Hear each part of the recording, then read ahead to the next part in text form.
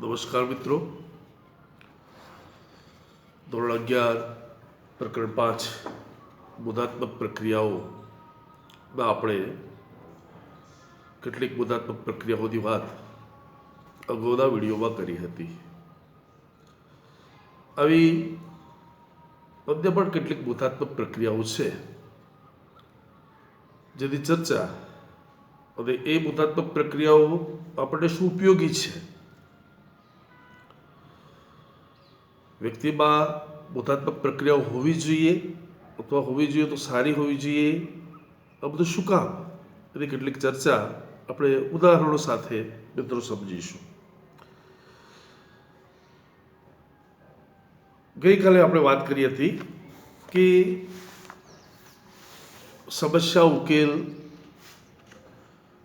ક્ષમતા દરેક વ્યક્તિમાં એક સમાન હોતી નથી.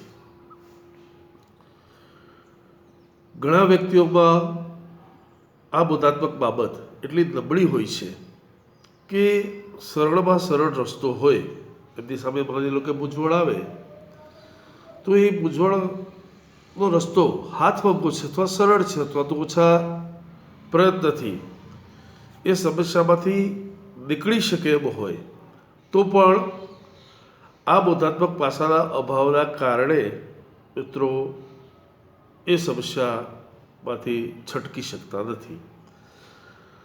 જ્યારે ઘણા માણસો આ બોધાત્મક પાસો એટલું પ્રબળ ધરાવતા હોય છે કે એમની સામે આંટીઘૂંટીવાળા પ્રશ્નો આવી જાય, કોઈ મોટી સમસ્યા આવી જાય તો પણ સરળતાથી એમાંથી રસ્તા શોધી લેતા હોય છે. કહેવાનો મારો મતલબ કે આપણે જે બુદ્ધિશાળી માણસો ગણીએ છીએ એવા લોકોમાં આ વસ્તુ ખૂબ સારી હોય છે. દાખલા તરીકે એક એક્ઝામ્પલ આપું કે આપણે ત્યાં એક કહેવત છે કે બધી કોમ્યુનિટીમાં વાણિયા સમાજ જે છે એ ખૂબ હોશિયાર હોય છે. આવું તમે સમાજમાં સાંભળ્યું હશે. હવે કે છે આ સમાજના માણસો માટે આ કહેવત વર્ષોથી કેમ પ્રયુક્ત થઈ, તેનું મૂળ કારણ આ છે કે એમના તમામ બોધાત્મક પાસાઓ ખૂબ સારા હોય છે. કે છે વર્ષો જુદી વાત છે. આ વાત સમસ્યા ઉકેલના પાસા સાથે ખૂબ સુસંગત છે એટલે આપણે એની ચર્ચા કરીએ છીએ કે કોઈક દુકાને એક મુસ્લિમ ભાઈ આવ્યા હશે એકની દુકાને અને ત્યાં કશે હાર્ટ એટેક આવવાથી એમનું નિધન થયું. હવે આ વસ્તુ કચ્છ કૌભાંડમાં ના ઘૂસી જાય એટલા માટે એ દુકાનદાર જે વૈષ્ણવ હતો એણે કશેક તરકીબ વિચારી, 2-4 વૈષ્ણવોને બોલાવી અને પોતે માથે સફેદ ટોપીઓ મૂકી અને એ ડેડ બોડીનો જનાજો બજારમાંથી પસાર કર્યો. હવે મુસ્લિમ સમાજ એવું હોય છે કે જનાજાને કાંદ આપવા માટે લોકો ઉત્સુક હોય છે. જેમ જેમ જનાજો આગળ વધતો ગયો એમ મુસ્લિમ બિરાદરો એમાં જોડાતા ગયા અને છેક આ જનાજો કબ્રસ્તાન સુધી પહોંચી ગયો. જે વૈષ્ણવ સમાજના લોકો શરૂઆતમાં જોડાયા હતા એ ભીડ જેમ જેમ બનતી ગઈ એમ દૂર થતા ગયા. છેક કબ્રસ્તાનમાં પહોંચ્યા પછી આ ડેડ બોડીના વારસદારો કોણ છે આ તહકીકત થઈ તો કોઈ જોવા ન પડ્યું.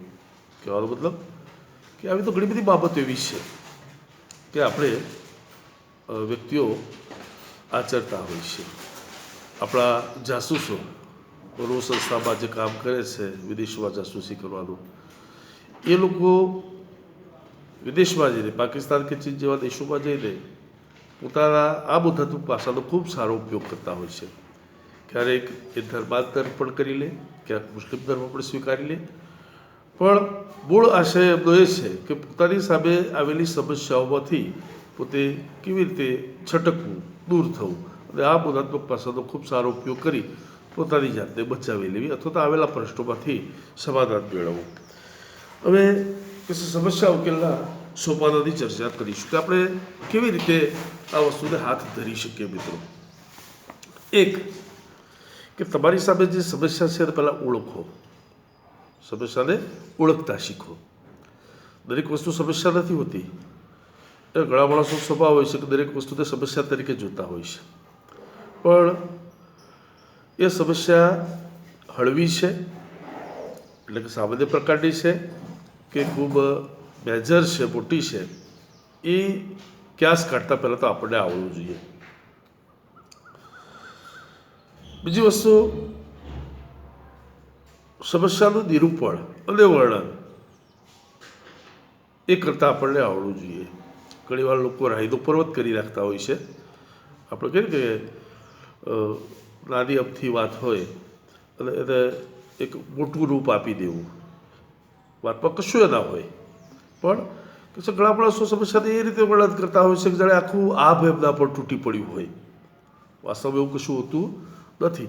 એટલે પહેલું તો એનું નિરૂપણ કે વર્ણન એ અતિશોક્તિપૂર્ણ ના હોય એ પણ આપણને મિત્રો ખ્યાલ હોવો જોઈએ. કે સમસ્યા ઉકેલની યોજના બનાવતા શીખો.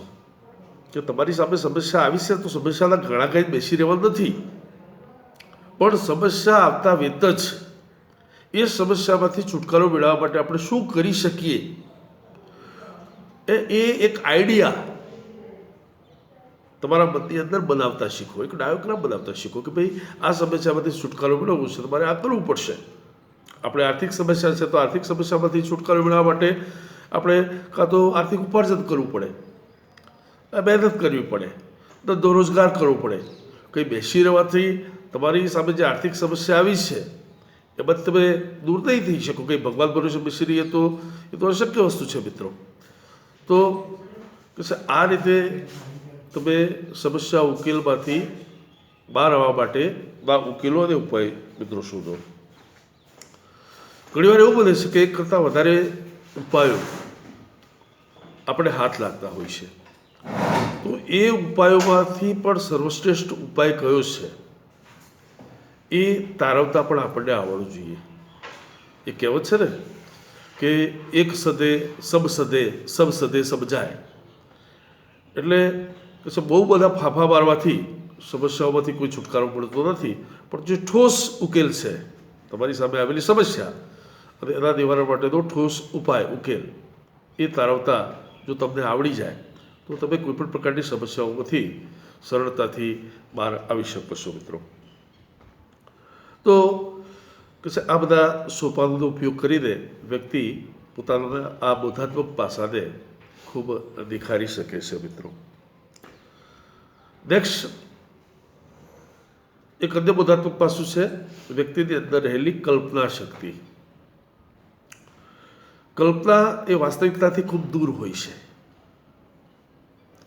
આપણે એને ખ્વાબ કહીએ છીએ, પણ ઊંઘમાં જોયેલો ખ્વાબ નહીં, જાગ્રત અવસ્થામાં જોયેલા ખ્વાબને કલ્પના કહેવાય. મિત્રો, આ દુનિયાના જેટલા અન્વેષણો થયા, જેટલી શોધો થઈ છે ને, એ ક્યારેક શોધકના મનમાં રહેલા ખ્વાબ હતા, કલ્પનાઓ હતી. ઉડતું વિમાન અથવા તો દરિયાની અંદર જે સબમરીનો ચાલે છે તે,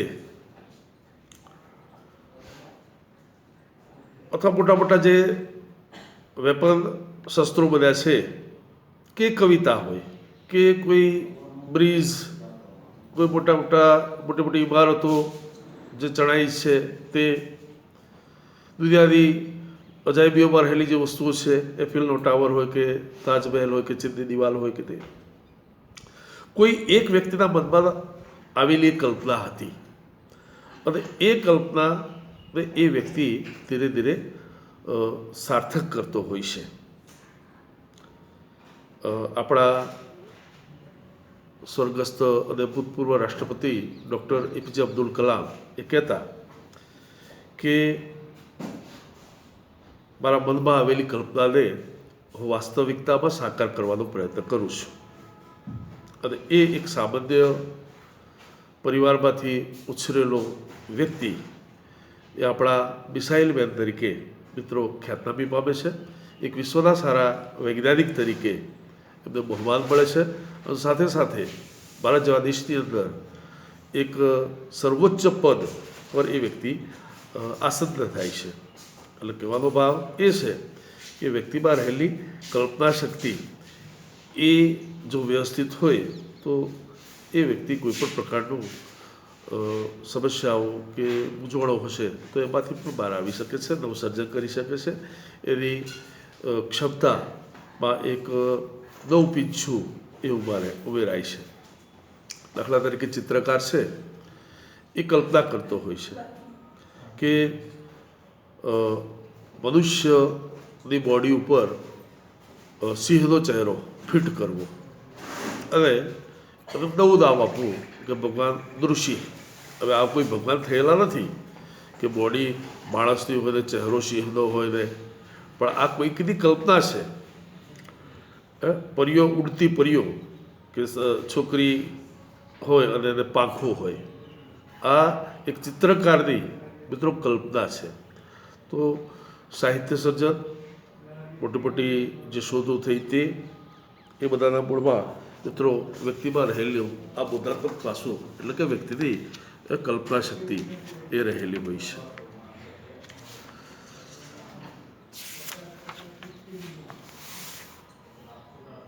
એક અન્ય પાસું છે અને છેલ્લો મુદ્દો આ વિડીયોનો કે વ્યક્તિની અંદર સર્જનાત્મક વિચારો હોવા જોઈએ. આપણે કહીએ છીએ ને કે વર્ષો પહેલાં બોજિલ વસ્તુઓને એક જગ્યાએથી બીજી જગ્યાએ સરકાવવા માટે વૃક્ષોના ગોળ લાકડાનો ઉપયોગ થતો હતો અને એમાંથી મિત્રો પૈડાની શોધ થઈ. લોકો ખેતી કરતા શીખ્યા, ચિત્રો બનાવતા શીખ્યા, શિલ્પ સ્થાપત્ય બનાવતા શીખ્યા, અથવા તો નવી શોધો કરી નવી નવી વાનગી બનાવતા શીખ્યા. આજે વર્તમાન સમયની વાત કરીએ, આપણે બહુ ભૂતકાળમાં પડવું નથી કે તમે બધા ટીનેજર વયના બાળકો છો અને ખાસ કરીને છોકરાઓના સંદર્ભમાં કહું કે તમે હેર કટિંગ સલૂનમાં જાઓ છો અને ત્યાં દર વર્ષે કે દર 6 મહિને કોઈ નવી હેર સ્ટાઇલની ચર્ચા તમે કરો છો. હવે છે શુંમાં કે ભાઈ એ વાળ કાપનાર વ્યક્તિઓએ કશુંક અંદર સામાન્ય ચેન્જ એવું કર્યું કે જે તમને ગમ્યું અને એ વસ્તુ તમે સ્વીકારી, તમને એ પ્રમાણેના વાળ કપાવવાની તો ઈચ્છા થાય છે. તો વાળને કરેલું સામાન્ય ચેન્જ એની સર્જનાત્મકતા છે. એ જ રીતે મિત્રો કપડાં સીવડાવીએ તો એમાં દર વર્ષે કશું નવું આવે છે. જે છે એમાં થોડોક ફેરફાર કરીને નવું બનાવવાની જે વાતો છે એ મોટાભાગની વ્યક્તિની સર્જનાત્મકતા હોય છે. આ પણ એક સરસ બોધાત્મક પાસું છે. એક જુદી ગ્રેડમાં ચાલ્યા જવું અથવા તો વર્ષો પહેલાં આપણને જે મળ્યું છે એ પદ્ધતિને એ પ્રકારના માળખામાં જીવવું એના કરતાં કશુંક નવું કરવું, તમારા વ્યવહારમાં થોડુંક એક વૈવિધતા જોવા મળે, એ પણ મિત્રો નવસર્જન છે. હવે સર્જનાત્મકતા શું કામ જરૂરી છે અથવા તો આપણે એ વધારવા માટે શું કરવું જોઈએ, એના કેટલાક સૂચનો છે એની આપણે મિત્રો ચર્ચા કરી લઈએ. કે વ્યક્તિની અંદર સર્જનાત્મકતા ક્યારે વધે તો એ પોતાના આસપાસના વાતાવરણમાં દ્રષ્ટિગોચર થતો થાય તો. ઘણા માણસો એવા હોય છે જે આસપાસના વાતાવરણમાં મિત્રો શું બનતું હોય છે એમાં ક્યાંય દ્રષ્ટિપાત કરતા નથી. બાજુમાં બધા પ્રસંગો ઘટનાઓની સાઈડમાંથી નીકળી જાય પણ એમની પાસે એટલો સમય જ હોતો નથી કે ભાઈ આપણે આજુબાજુ જરા દ્રષ્ટિપાત કરીએ કે શું બન્યું છે. તો આ શૂન્ય મનસ્ક જેવી સ્થિતિમાં જે લોકો જીવે છે એ લોકોની અંદર ક્યારેય સર્જનાત્મકતા વધવાની નથી. દેશ દુનિયામાં શું ચાલી રહ્યું છે, વર્તમાન પરિસ્થિતિ, સાંપ્રત પ્રવાહો જેને કહેવાય એ શું છે, પોતે જ્યાં રહે છે એની આસપાસ શું બને છે. આપણે ઘણી વાર કોઈ પૂછે કે તમારી બાજુમાં કોણ રહેવા આવ્યું છે, તો જવાબ મળે કે મને તો ખબર નથી, તો કોઈ ધ્યાન રાખતો નથી. તો આ વસ્તુ ખોટી છે મિત્રો. તમે જ્યાં છો ત્યાં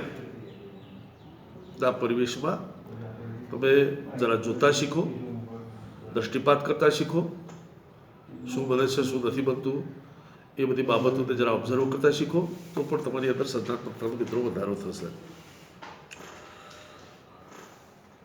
બીજી વસ્તુ કે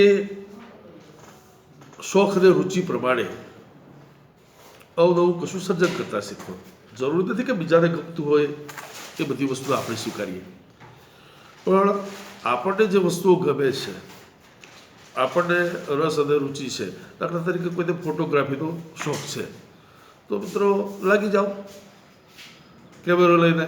અવનવા જે દૃશ્યો છે, કુદરતી દૃશ્યો છે, વૃક્ષ અને વનરાઈના દૃશ્યો છે, એને તમે કેમેરામાં કંડારવા માંડો. મને રમત જગતમાં રસ છે, તો રમત જગત સાથે જોડાયેલી વસ્તુમાં તમે લાગી જાઓ. કોઈને સાહિત્ય સર્જન કરવાની ઈચ્છા છે, તો પકડો પેન અને કાગળનો, જે મનમાં જે તરંગો આવે છે, જે આઈડિયા આવે છે એને કંડારવાનો પ્રયત્ન કરો. તો આ રીતે પણ તમે સર્જનાત્મકતા તમારી વધારી શકશો. એક બીજી વસ્તુ છે કે જીવનમાં ક્યારેય પણ આપણે જે સર્જીએ છીએ એની પાછળ આપણે પુરસ્કાર મળશે એવી લોભ અને લાલચમાં આપણે ન રહેવું જોઈએ. જે પણ કામ કરીએ છીએ એ આપણે નિસ્વાર્થ ભાવે મિત્રો કરવું જોઈએ. જાતે પોતે જે કામ કરો છો એનું મૂલ્યાંકન કરો અને પોતે પોતાની જાતને પ્રોત્સાહન આપો. જો આપણે જે કામ કરીએ છીએ એનો ઓબ્ઝર્વ કરે છે, જુએ છે, પ્રોત્સાહિત કરે છે કે નથી કરતો, એ બધી વસ્તુ છોડો. તમે તમારી જાતે તમારે કરેલા સર્જનાત્મક કાર્યોનું મૂલ્યાંકન કરો અને મૂલ્યાંકન કર્યા પછી જો તમને એવું લાગે કે આપણે જે કામ કર્યું છે એ સારું છે, આપણને તો આનંદ આપે છે, બીજાને આપે કે ના આપે, તો કમસે કમ આપણને તો આનંદ આપે છે, તો આપણે જ આપણી જાતને મિત્રો પ્રોત્સાહિત કરીએ. આપણે પોતે પોતાની પીઠ થાબડીએ એવું કહીએ તો ઓછું નથી. આવું કરવાથી પણ તમારી સર્જનાત્મકતા મિત્રો વધશે. તો આ રીતે મિત્રો પ્રકરણ 5માં જુદી જુદી જે બોધાત્મક પ્રક્રિયાઓ છે એ આપણને શું કામ લાગે અને વ્યક્તિનું બોધાત્મક પાસું સારું કેમ હોવું જોઈએ. જો સારું નહીં હોય તો તમે એક સામાન્ય માણસની જેમ જીવન વ્યતીત કરી ચાલ્યા જશો. અને તમારી અંદર જો આ બધી બોધાત્મક ક્ષમતાઓ સારી હશે તો હજારો માણસની વચ્ચે પણ તમે તમારું એક આગવી ઓળખ ઊભી કરી શકશો એવો મને વિશ્વાસ છે. આશા રાખું છું કે તમને આ વિડીયોમાં કરેલી વાત એ પસંદ આવશે અને ફક્ત પરીક્ષાલક્ષી નહીં પણ જીવનમાં પણ આ વાતોને ઉતારવાથી આપણે ક્યાંક લાભ થાય છે એવો તમે અહેસાસ કરશો એવી આશા સાથે જય હિન્દ, જય ભારત.